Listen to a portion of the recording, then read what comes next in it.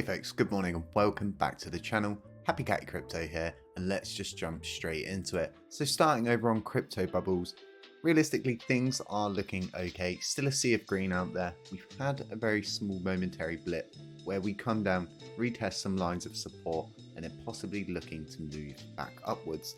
The closer we get to BTC halving, the closer we get to seeing these big moves, and the more you read into crypto, the more you investigate into crypto, the more you find that these big time bull runs do happen around BTC halving.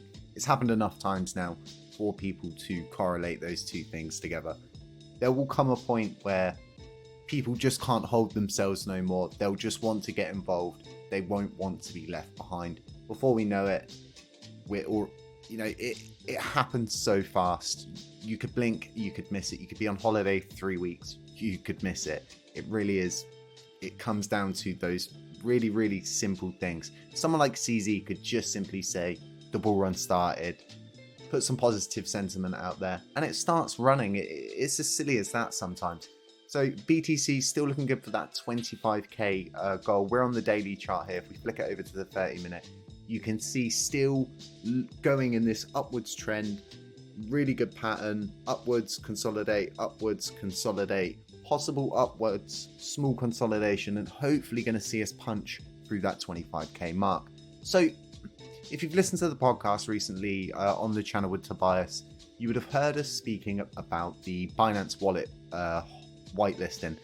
And you might be a little bit confused as to why we're doing this and why it's so important for us to do this. So we all know Binance got deeply involved in the burn mechanism, supporting the whole idea behind decreasing the total supply and just being there to support the community. And I feel like people got way too ahead of themselves, and before we knew it, we were minting coins, and that had a direct effect on Binance because they are giving so much for then someone to pass a proposal which allows the reminting of these coins. And so many people know that it's not because of that, but this is on the Binance feed. There's so many different things on it, and it was just simply because we decided we were going to remint tokens, and it's a no-go for them. Why should they decrease the supply if we're not willing to make that effort on our side? And that's something that you find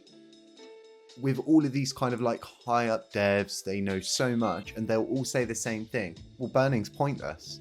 So why does someone like Binance get involved in burning? Why do they support it so heavily? Why waste serious amounts of money when you could spend it elsewhere? Well, then you start to ask yourselves questions, don't you, as to where is the reliable data to say that it does or it doesn't.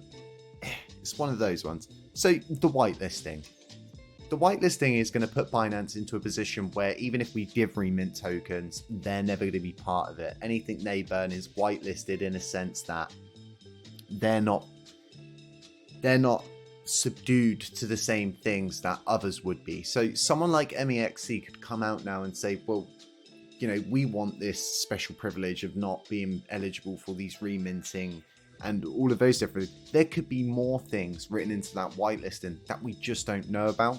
But what we do know is this should surely lead to Binance getting back on the burns, getting back on the ball, and starting to support again, because they became the top burner very fast. Very, very fast. And they mentioned that in this article.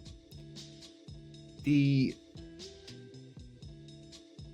biggest kick between the legs, I think, for most of us that were burning is the simple fact that we were putting in all of this work for someone who doesn't burn, doesn't do anything, to then just, remint tokens and feel like this is an okay solution to our community pool problem, when it's not. It's just going to eventually kill the burn incentive, which is what it started to do, and just make it pointless for people to burn, because it makes it all that much harder than it already is to gain the liquidity to burn. I think we did 2 burns and 2 loads were reminted, so we felt that quite heavily. It's not a nice feeling for us when we could simply just say to ourselves, well, we're just going to burn 25% and then send 25% off to these other projects to support. But I've got really high hopes for this whitelisting. Normally I wouldn't agree with something like this, but when it comes down to the top burners in our system stopping and it really having an effect on the price and everything like that, this can get us back on track.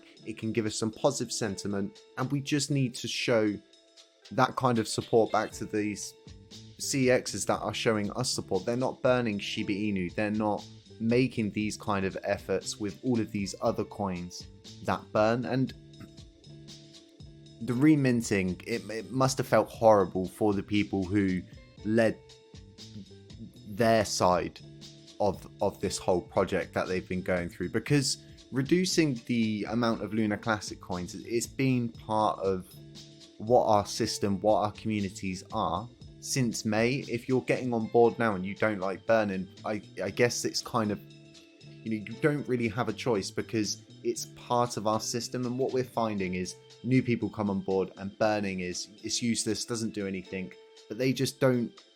What I find is they'll see stuff from a dev standpoint, from a developer's standpoint, from looking at things for what they can do on the maths, and not looking at what the possibilities are of bringing in more people and just incentivizing more people to think to themselves, I want to get involved in this. When Binance was burning, we were seeing so many more people burning, whereas what we're kind of seeing now is something that me and Tobias touched on, and it's more and more of these coins that branch off of our system, which burn 1 to 2%, some of them 5%, and that other 95% is just liquidity drained from our main chain and siphoned off, and it keeps siphoning off our own market cap, and it takes the focus of burning and embeds it inside a project. But it's a free market, everybody's entitled to do what they do, but this was really a burn that we all got behind.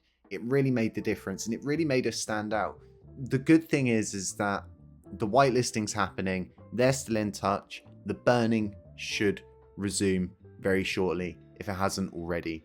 Guys, this is all I've really got for you this morning. I've got to head out for a little bit now. Have a really safe day, stay safe, beware of scammers, beware of doppelgangers, beware of anybody pretending to be me.